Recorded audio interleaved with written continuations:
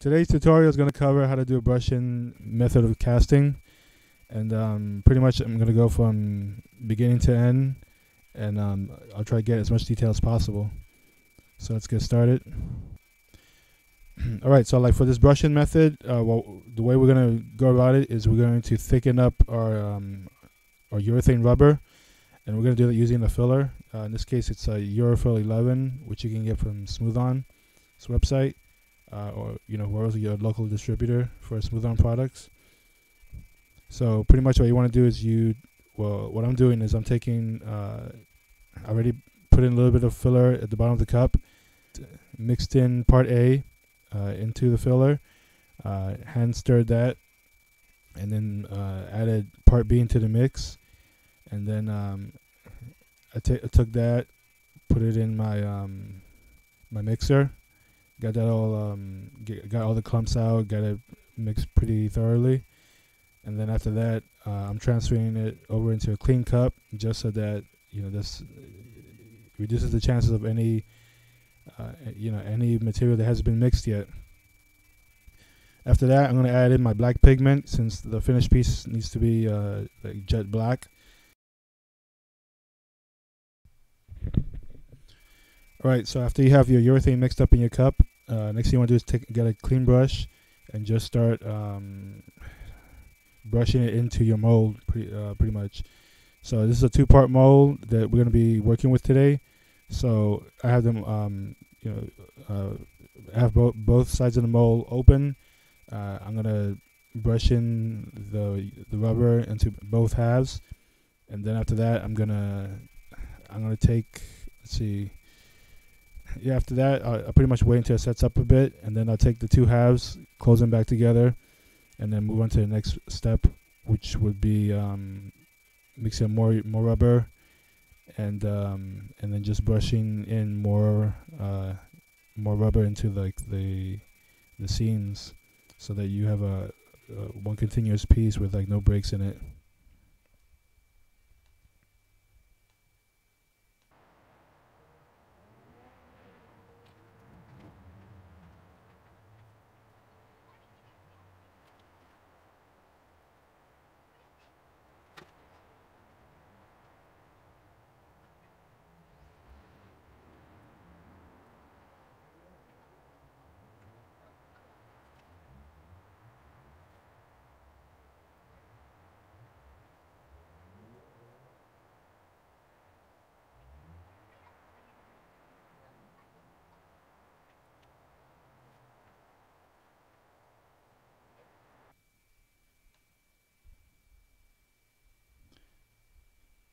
Okay, so here I'm simply just taking the two halves, which I've already set up. They're not leaking anymore, so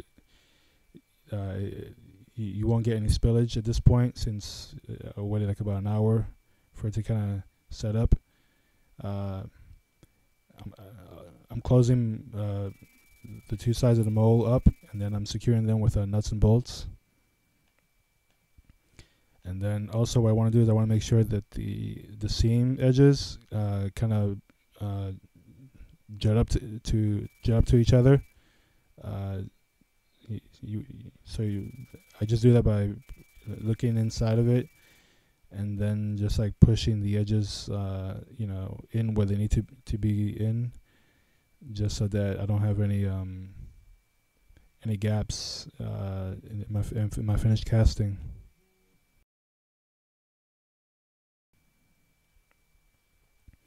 Okay, so what I'm doing here is I'm taking a PVC pipe, I'm taking a clean brush, I'm taking some masking tape, and I'm just wrapping the tape around the brush and the pipe. And what I'm going to be using this for is I'm going to be just dipping the brush into some urethane, and I'm going to use this to kind of like get the urethane into like the seam edges, because like that opening is like so small I can't fit my hand into it. So like this would just make it easier to facilitate brushing into the edges where like the silicone was cut. So pretty much the seam edges on the side.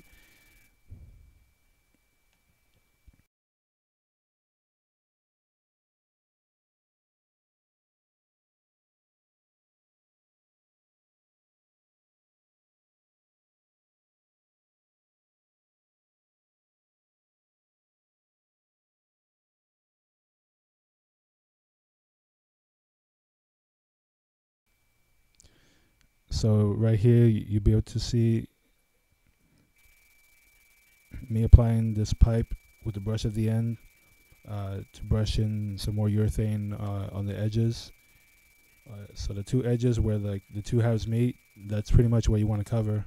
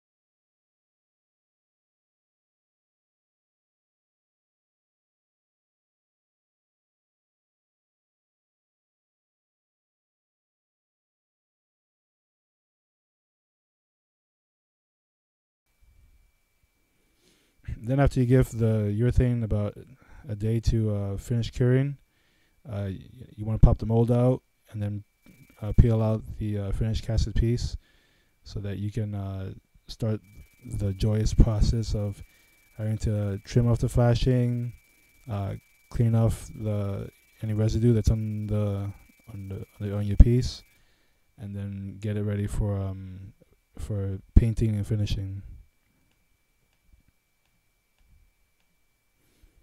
And that's about it. Let's see.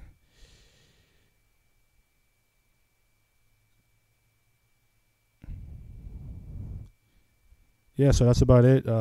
It's kind of, I think the biggest pain in the whole process is mixing up the urethane and pre-pigmenting it. Pre-pigmenting it one solid color that's like close to whatever the finished color is going to be is usually a good idea because it saves you a lot of time. And it's kind of hard to paint urethane. Let's see what else. And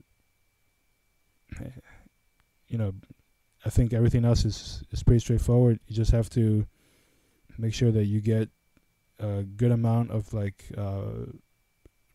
thickness in the brushing portions. You want to build up a good amount of thickness of rubber all around, just so that you won't get any thin edges that would tear easily when either you pull it out of the mold or when you're wearing it.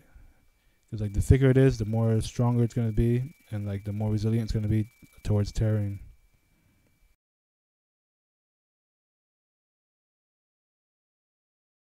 So I hope that this tutorial helped you guys out, and happy casting.